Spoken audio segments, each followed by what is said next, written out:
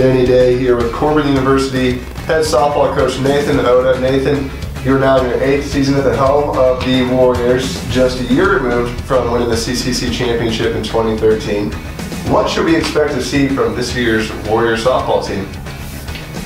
This year, I think fans will see a very confident group of players. That confidence coming from a lot of hard work that they've put in. We'll see probably our strongest pitching staff that we've had in the 8 years that I've been here. We'll see a very deep team.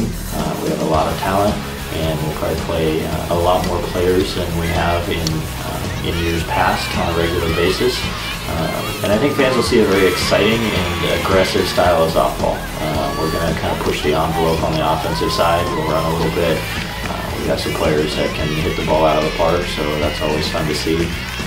And an overall very athletic group. So we're excited to make a run towards another conference championship, and we'll see how that goes. So Corban was recently tabbed the preseason number 4 in the CCC preseason poll. What does that mean to you? I try not to put too much stock in preseason polls. I don't think they're really worth the paper that they're printed on, but that number 4 ranking to us just proves that we've got a little respect to get on the field and earn from the conference coaches, and we're a very young team, and we'll have a number of underclassmen on the field on a regular basis, and to us we take that kind of as a challenge to prove that we belong with the best teams in the Cascade Conference, and I think it's one that the team's up for. So you lost a couple of players from last year's team, but you've got a lot of stronger players returning. Who should we expect to have big years this year? I think that we could have big years from a lot of players, and like I said, across the board we're a very talented squad and a very young squad. But if I was to single one, I don't know if I could single one player out.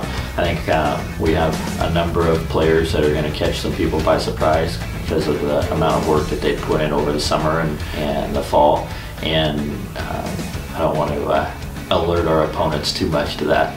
Sure, and then what about newcomers? Anyone? You probably don't want to mention any names, but it sounds like you've got a good recruiting class this year. Who do you expect to make an impact? We had a real strong recruiting class. We brought in a couple of pitchers that are going to make a big difference for us. We brought in some position players that, all of our players had opportunities to play at other schools and play at a lot of bigger schools. And like I said, I think some people are going to be surprised at the talent level of the recruiting class we brought in. So you scheduled some extremely difficult games throughout your preseason, including a trip to the NFCA Leadoff Classic in Georgia. How do you expect all these games to prepare your team for CCC play come March? The Cascade Conference has kind of established itself as one of the top softball conferences in the NAI the last few years, and 3 to 4 teams ranked in the top 25 on a consistent basis, and 3 or 4 teams qualifying for the national tournament every year. So we know that coming through that schedule is going to be difficult and challenging. It always is, and basically we're playing a ranked opponent every weekend. And so we made an intentional effort to schedule the best competition we could to prepare for that.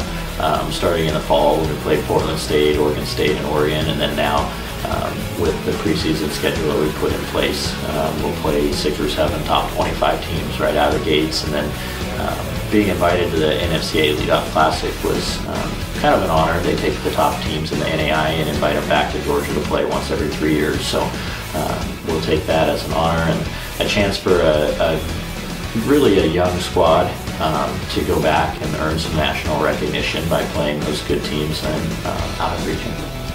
Okay, so we'll wrap this up then. What goals and expectations have you set forth before this Warriors softball team? The team and the coaches, we've talked, and we haven't beat around the bush. We want to win a conference championship. We want to get back to the national tournament again. We want to get past the opening round and get to that final site. But we talk a lot with the team about the pillars that build towards that goal. Respect for each other, hard work, integrity, things like that. And talked a lot about their spiritual development. That's one of our biggest goals, is we want them to grow in their faith while they're here and use softball as a platform for Christ.